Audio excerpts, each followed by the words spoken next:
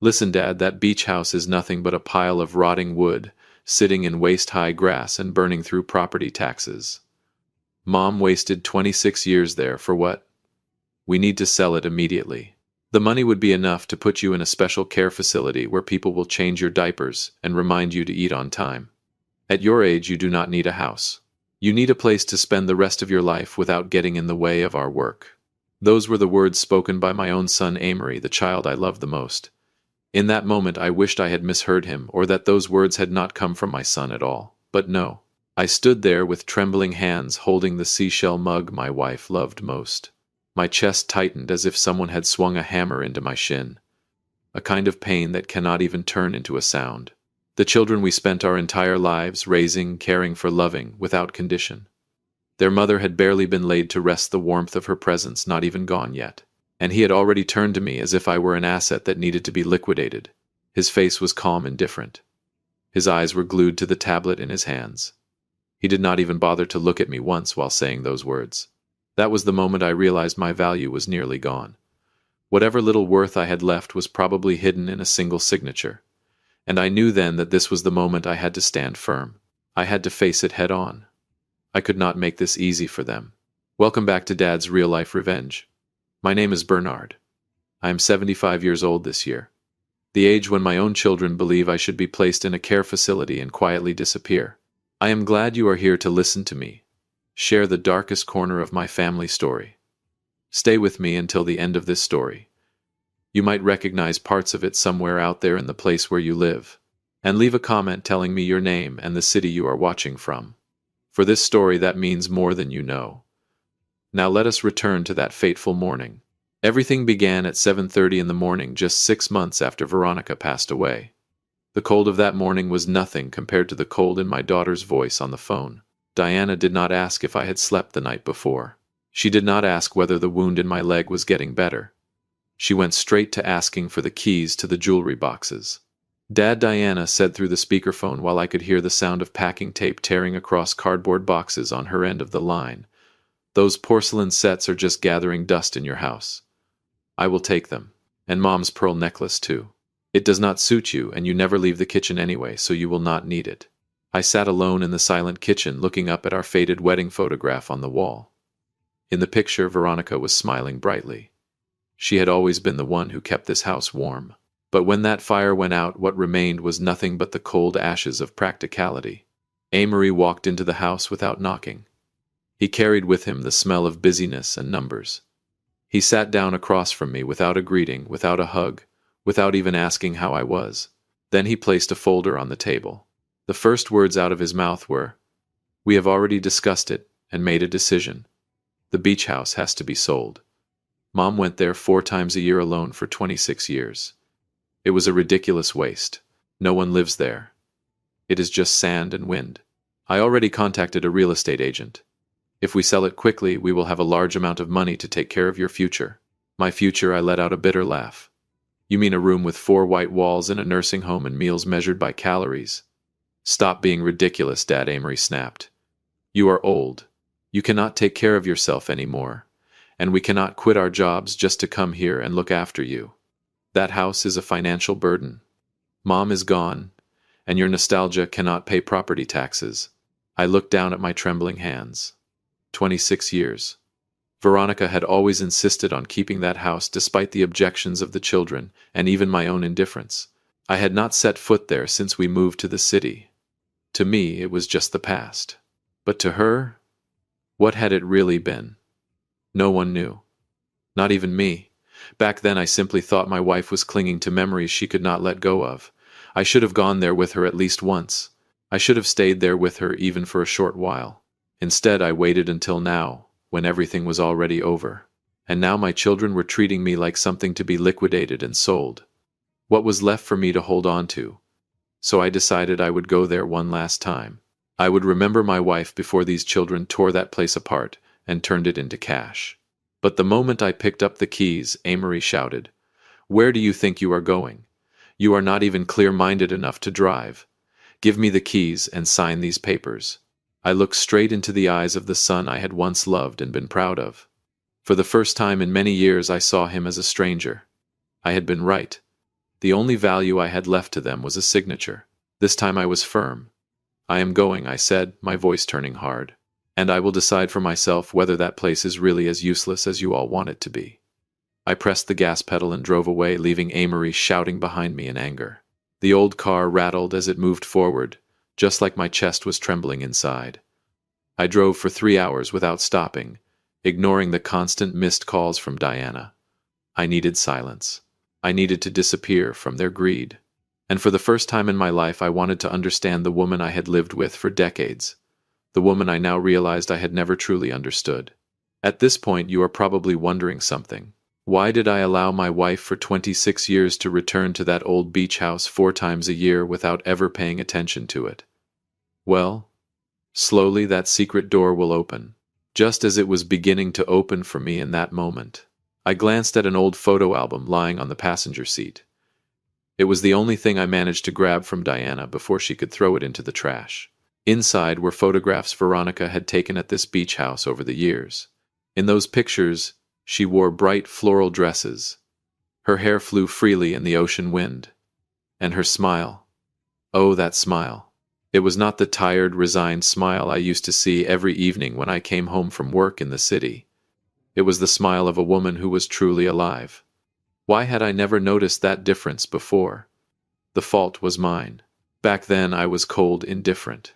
And if I had to blame something, I would probably blame my work. The city slowly disappeared behind me. The smell of salt began to seep into the car through the window cracks.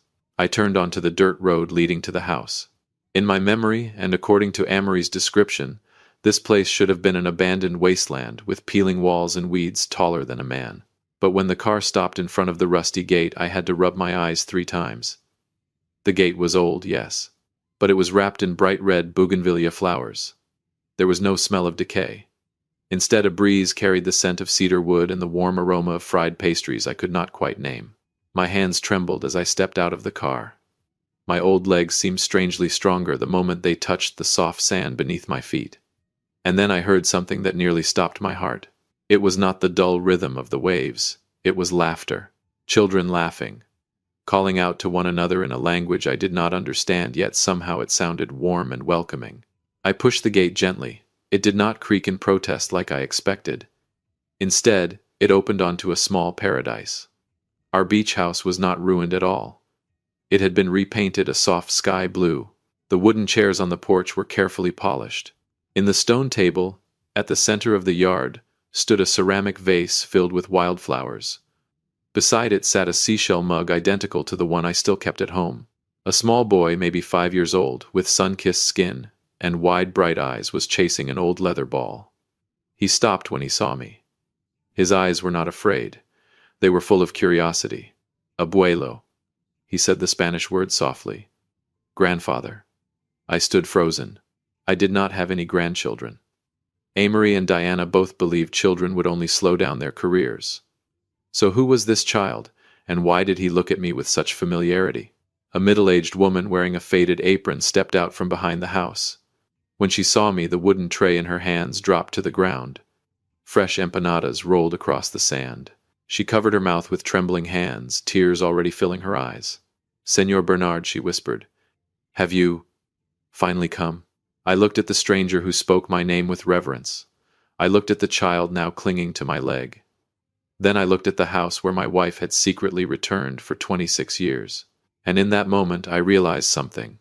Behind the rusty gate my children were so eager to destroy was a secret that would completely change everything I thought I knew about the woman who had slept beside me for half a century. I had found Veronica's secret garden, but I had no idea that behind this beauty was a bitter truth about betrayal from my own blood and a death sentence my wife had carried alone. I stood frozen in the yard, staring at the woman in front of me. She had sun-kissed skin and hands rough from years of work, yet her eyes held a rare honesty. She quickly wiped her tears on her apron and walked toward me with a respect I had not felt from my own children in a very long time. Her name was Maria Gonzalez. She led me inside the house. Everything there was completely different from the cold, minimalist apartment we had in the city. This house was full of life. The walls were covered with photographs, but none of them were of me or my children. They were pictures of Veronica, with Maria's family photos of children growing up through the years, and handmade cards written in Spanish covering the refrigerator. Maria invited me to sit in an old armchair where she said Veronica always sat whenever she came here. Then she began telling me about the terrible Isabel storm in 2008. At that time, Maria's family, poor migrants with nowhere to go, had lost everything. They were living illegally in a small shelter nearby when Veronica found them. Instead of calling the police or chasing them away, she opened this gate. She gave them a home. She gave them work, taking care of the garden. And most importantly, she gave them dignity. For 15 years, Veronica had secretly used her own savings to support Maria's family, turning this place into a real home for people who had nowhere else to go. But that was not the biggest shock. Maria held my trembling hands. Her voice broke as she spoke. Señora Veronica, did not want you to worry, she said. 3 years ago, when the doctors diagnosed her with stage 3 cancer, she chose to receive treatment here. She told you she was coming for rest and sea air, but the truth was, she came here to endure the painful chemotherapy. She did not want you to see her wasting away. She did not want you to spend your remaining years living in fear. My ears rang. Those trips 4 times a year that Amory called a ridiculous waste were actually battles for her life. While I calmly enjoyed her care in the city, complaining about late dinners, she was here alone fighting waves of nausea and losing her hair in this little beach house. Why did she suffer alone? I whispered, tears already running down my old face. Because she loved you more than her own life, Maria answered softly. And because she knew that if your children discovered her illness, they would not worry about her. They would start calculating how the will would be divided. She wanted to protect this house. She wanted to protect us from the cruelty of Amory and Diana. I looked out the window and saw the little boy from earlier laughing in the sunlight. So this was Veronica's real life. A life full of sacrifice and compassion. A life she had protected at all costs from her own children. I had been so comfortable in the care of my wife that I forgot she also had pain that needed to be shared. But the most horrifying truth was still waiting ahead. Because soon I would discover what my own children had been doing behind my back for the past 2 years. I sat there in silence, surrounded by the scent of the past, my ears still ringing from everything Maria had just told me. The truth about Veronica's illness cut into my pride like a fatal blade. But Maria was not finished yet. She stood up, walked to a hidden drawer beneath the kitchen shelf, and pulled out a thick stack of documents stamped with legal seals. Maria looked at me, her eyes filled with a kind of pity that made me feel very small. Señor Bernard, she said softly, Señora Veronica did not only hide her illness from you. For the past 2 years, she was also fighting to protect us from Amory and Diana. It turned out that 2 years ago, while reviewing property tax records, Amory accidentally discovered that Maria's family had been living here. Instead of telling me he and Diana secretly drove here several times, they did not come to visit their sick mother. They came to threaten. They called Maria a fraud. They called those poor children parasites. They threatened to report them to the authorities and have them deported. They said that the moment Veronica took her last breath, they would tear this house down and build a luxury resort in its place. Maria's hands trembled as she gave me a handwritten letter from Veronica. Her handwriting had once been graceful and elegant. Now it looked uneven and shaky, as if every word had been written through waves of pain. I opened the letter. My breath caught in my chest. Bernard, my beloved, when you read this letter, I may no longer be there to make your tea each morning. Do not blame the children. They only follow what modern society teaches them to value numbers more than souls. But here with Maria and the children, I am not trying to be a perfect wife or the proper mother I had to pretend to be in the city. Here I am, simply myself. I feel useful when I help a family with no home share a warm meal. I find happiness in the laughter of children while I fight the pain of chemotherapy. The letter was stained with dried tears. Veronica explained that she had secretly created a trust to protect Maria's family, but she feared that Amory and Diana's greed would eventually find a legal loophole to destroy everything. She begged me the husband she had always believed was her last refuge to wake up and protect this legacy of compassion. I lowered my head into my aging hands as a broken sob escaped my chest inside that quiet room. Where had I been when my wife was being threatened by her own children? What had I done while she fought death and cruelty alone? The answer was painfully simple. I had been too comfortable. Too confident in the illusion of peace I had built around myself. I had just finished reading the final line of Veronica's letter when the roar of engines erupted from the front gate. Two luxury cars screeched to a stop, kicking dust into the air. Amory and Diana stepped out, their faces burning with anger, as if I were some lost child they had come to drag back home. They did not even glance at the beauty around them. Their eyes were fixed only on the house, like hungry predators staring at a piece of rich prey. Amory stormed into the house without even bothering to take off his shoes.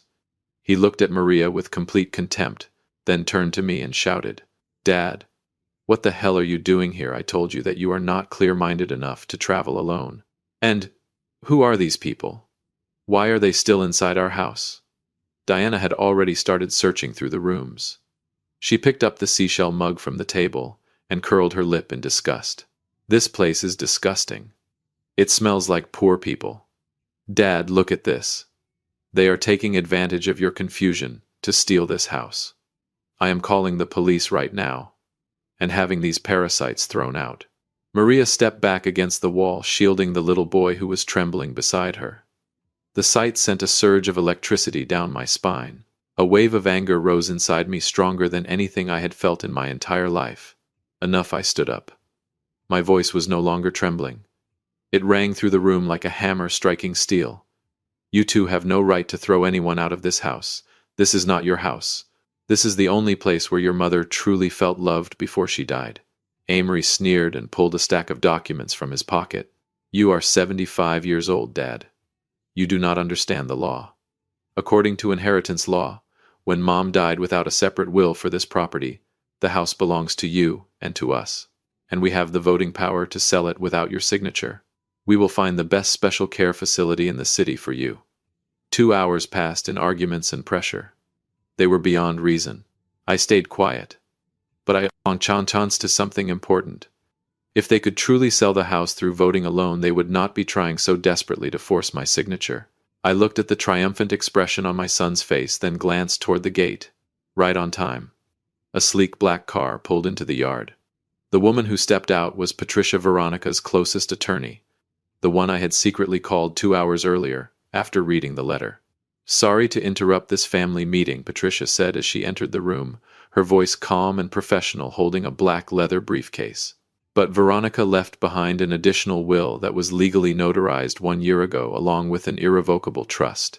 Amory's face changed from red to pale in an instant. "A will," he stammered. "That is impossible. Mom did not even have personal assets to create a trust." Patricia gave a small, knowing smile. "She had life insurance and several investments that you never bothered to learn about, and the contents of this will may make you regret coming here today." She opened the briefcase and pulled out a thick set of documents stamped with the seal of a law office. Silence fell over the room, heavy enough that I could hear the distant waves of the ocean and Diana's uneven breathing. Amory tried to grab the papers, but Patricia smoothly stepped aside. "If you have followed the story this far, I know it has touched something inside you. Do me a small favor that only takes a moment. Subscribe. Many people watch without doing it, but it costs you nothing, and it helps you continue receiving the newest and most powerful stories." Patricia cleared her throat and began to read in a calm but commanding voice. "I, Veronica, in a clear and sound state of mind, hereby transfer full ownership of the beach house and the accompanying trust to Maria Gonzalez and her family. This is my way of rewarding the 15 years in which they gave me a real family, something my own children chose not to give me." Amory exploded like a wounded animal. "What? She must have been out of her mind. Dad, look at this. That woman manipulated Mom. This house is worth millions of dollars. You cannot let her give our family's property to a bunch of strangers." Diana rushed forward as well, her face twisted with anger. "Dad, you have to sue. This will is not valid. Mom had cancer. She was not in her right mind when she signed it. You are her husband. You have the right to veto this." "So you knew your mother had cancer, Diana?" My voice cut through the room. "You knew she had cancer and you felt nothing. You only cared about this house, about how much money it was worth. Did you ever once care about what your mother went through during those 3 years? The unbearable pain in her body. And even worse than that, the pain of having children as cold as you." I looked at my 2 children, successful people in expensive suits, but with souls that were painfully poor. Slowly I stood up and pulled another document from my jacket pocket, one Patricia had just handed to me moments earlier. "You want to talk about rights?" I said quietly. Your mother was not confused. She anticipated this very day. In her primary will she left each of you a considerable amount of cash from her life insurance. But there is a condition attached. I paused and looked into their eyes where a spark of greedy hope had suddenly appeared. The condition is simple. If either of you takes any legal action to contest the ownership of this house, or harasses Maria's family in any way, the entire inheritance will immediately be transferred into a charity fund for poor cancer patients. I let the silence hang in the room before adding the final piece. And right now, Attorney Patricia has recorded every insult and threat you have made since you arrived. Amory and Diana fell completely silent. All the numbers they had been calculating in their heads vanished in an instant. They stood there in the bright golden sunlight of the house. Yet they looked small, miserable, and completely alone. Your mother used your own greed and cruelty to lock your hands. I continued, feeling an unexpected calm settle inside me. She protected strangers from her own children. That is the greatest pain a mother can endure. And only now do I finally understand how much it must have hurt her. Silence settled over the room after Patricia finished speaking. Amory stared at the will as if it were a death sentence for every financial plan he had carefully calculated. Diana, meanwhile, no longer looked like the elegant city woman she tried so hard to be. The arrogance had drained from her face, leaving only shock and a trace of shame pushing through the cracks of her greed. I signaled for Maria to take the children outside into the yard. I did not want them to witness any more corruption from the people who claimed to be my family. When the door closed, I slowly walked toward Veronica's old armchair, placed my hand on the worn fabric, and looked straight at my two children standing frozen in the middle of the house. "Do you know why your mother called this the only place where she truly lived?" I asked. My voice no longer carried anger, only an endless sadness. Because in the city she had to play the role of the wife of a husband who was too busy with blueprints, and the mother of children who were too busy with numbers. There she was, just a decoration for our success. But here, she was a savior, a friend, a real human being who could laugh and cry without fear of being judged. I opened another bundle of Veronica's letters. Letters she had written to me but never sent. One of them was dated 2 years ago, shortly after Amory came here for the first time to threaten Maria's family. "Bernard," I read aloud, my voice trembling with every word today. "Amory came here. He looked at this house with the eyes of a land trader. He looked at Maria as if she were nothing more than an obstacle." I cried, "Bernard. Not because I feared losing the house, but because I realized we had failed to teach our children how to love. I did not dare tell you because I knew it would break your heart and I wanted to preserve your peace in the final years of your life. But I must act. I must use the little strength I have left to protect the last piece of kindness that still exists in this place." I lifted my eyes and looked at Amory. My son lowered his head, his fists clenched tightly. I did not know whether he felt regret or simply anger that his plan had collapsed. But at that moment, I no longer cared.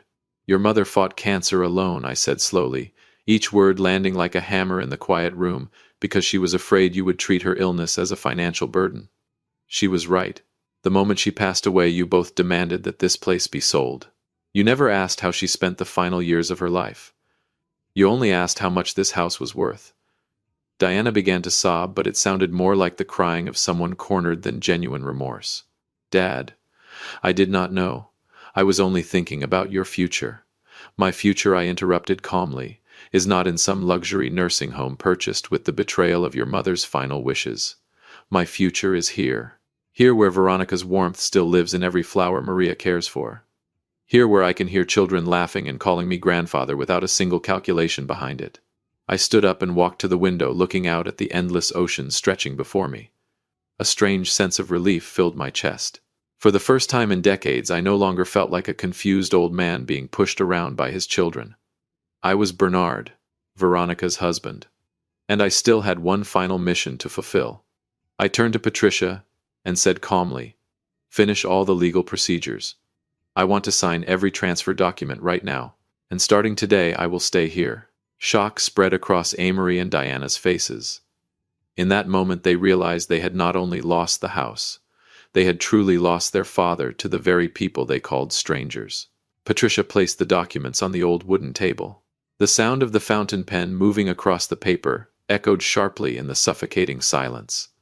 I picked up the pen. My hand no longer trembled. Each signature I wrote was not just a legal confirmation. It was a blade cutting the last thread that tied me to the cold pragmatism standing in front of me. Amory lunged forward, his face burning red, his voice cracking. Dad, you have completely lost your mind. You are throwing away everything we built. You are really going to stay in this broken fishing village with these people. They will drain every dollar from you the moment we leave. I set the pen down and looked directly into his eyes. My gaze was so cold that even Amory instinctively stepped back.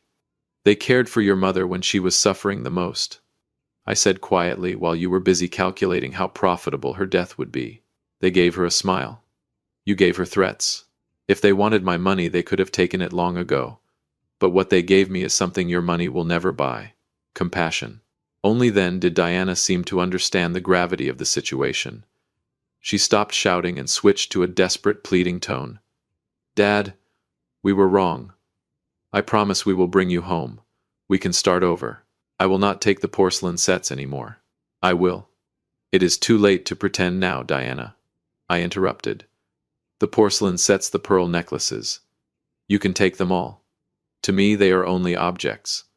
What I am keeping here is your mother's soul, and the values that both of you lost a long time ago. Then I turned toward Maria, who had been standing quietly by the doorway with tears in her eyes. I handed her a copy of the will. Maria, from now on, you and your family do not need to fear anyone ever again. This is your home. Veronica chose you, and I will honor her choice until my final breath. Maria fell to her knees and took my hands, her sobs breaking through the quiet room. The little boy from earlier ran over and wrapped his arms around my leg. A strange warmth spread through my chest, the kind of feeling I had lost during the 26 years I spent living inside the polished illusion of the city. I picked up Veronica's final letter. In it she had written, Bernard, I wish you could hear the sound of the waves here at sunrise just once. It is not only the sound of water, it is the echo of freedom. I found my freedom here, and now I leave it to you. I looked at Amory and Diana. They now looked no different from uninvited guests. Patricia, I said quietly, please escort these two out of the house. They have no business here anymore. And remember, if there is any harassment from them, activate the charity trust immediately, as Veronica instructed. Amory opened his mouth as if he wanted to argue. But when he saw the firmness in my eyes and the calm authority of the lawyer standing beside me, he simply turned away in frustration. Diana followed behind him silently, though not without glancing back at the house one last time. There was regret in her eyes. Not regret for losing a mother, regret for losing an asset. When the rusty gate slammed shut behind my greedy children, a new chapter of my life officially began. But could an old man like me really rebuild anything from the ruins of broken trust? I stood on the porch while the ocean wind lifted my silver hair. For the first time in 26 years, I truly breathed. I was no longer the lonely man sitting in a dark kitchen in the city. I had come home. A home not built on numbers but on letters, laughter, and a love strong enough to reach beyond death itself. The sound of Amory and Diana's engines faded down the dirt road until only silence remained. I watched the last traces of dust settle into the earth. A sense of relief spread through me, as if I had finally removed a heavy suit of armor I had been wearing for decades. I stepped back inside the house. Maria and her family were still standing there, their faces filled with disbelief. Patricia gathered her documents and looked at me with quiet understanding. You did the right thing, Bernard, she said softly. Veronica would be proud of you. I walked toward the small work table in the corner of the room. Scattered across it were pieces of scrap wood and a few simple carving tools. Maria stepped closer and spoke gently. Senora Veronica always said you were the most talented wood craftsman she had ever known. She kept the little things you made when you were young inside this box. She handed me a small wooden box. When I opened it, my heart tightened. Inside were little wooden sparrows and tiny sailboats I had carved for Veronica when we were newly married. I had forgotten them long ago. I had allowed the busyness of the city to harden these hands. But she had not forgotten. She had treasured them like priceless gifts. I will stay here, Maria, I said quietly, my voice steady. I want to learn how to love these pieces of wood again, the way Veronica loved your family. That evening, for the first time in 6 months since my wife passed away, I sat down at the dinner table with Maria's family. There were no arguments about stocks, no dry tapping of keyboards. Only the warm smell of empanadas, the cheerful chatter of children, and the simple warmth of genuine human kindness. I looked at the empty chair beside me where I knew Veronica's spirit was smiling. She had not only left me a house, she had given me a chance to live again. Everything had seemed like the end, but in truth it was the beginning of a journey of healing. Could a 70-year-old man truly rediscover the meaning of life through scraps of wood and the kindness of strangers? The bright morning sunlight poured through the window, carrying with it the salty taste of the sea and the steady rhythm of the waves, a sound I had forgotten for nearly 3 decades.